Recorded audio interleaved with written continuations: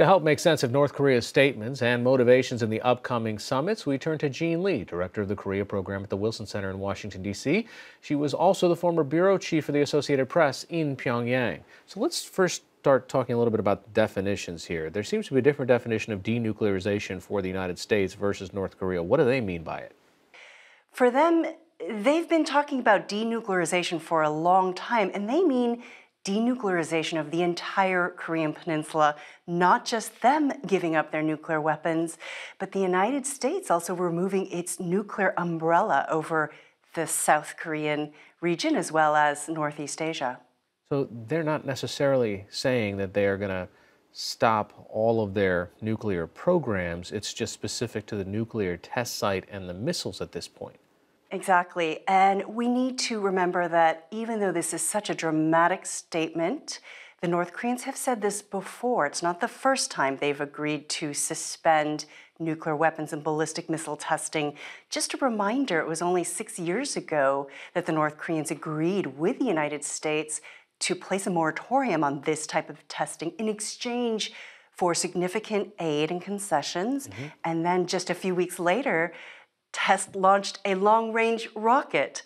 And so that deal fell apart. So it's not new. It may seem dramatic, but longtime North Korea watchers will tell you that we've heard this before. Well, how does this factor into North Korea's long-term plan?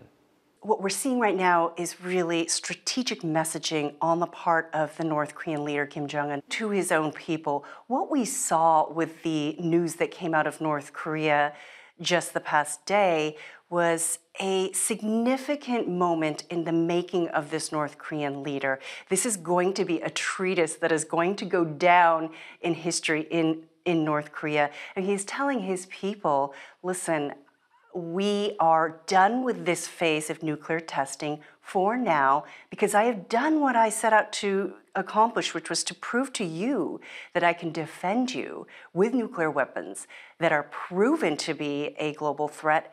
And that means that makes us untouchable. So he's telling his people, not only are we untouchable because we've reached this point with our nuclear weapons program, but also that it makes us a world power. And we see that in the language in that treatise.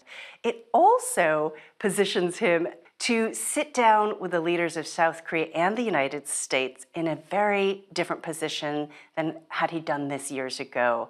He is trying to portray himself as a rational world leader who embraces the concept of a nuclear weapons-free world. And so he'll win simply by sitting down at that table, even if he gets nothing out of it.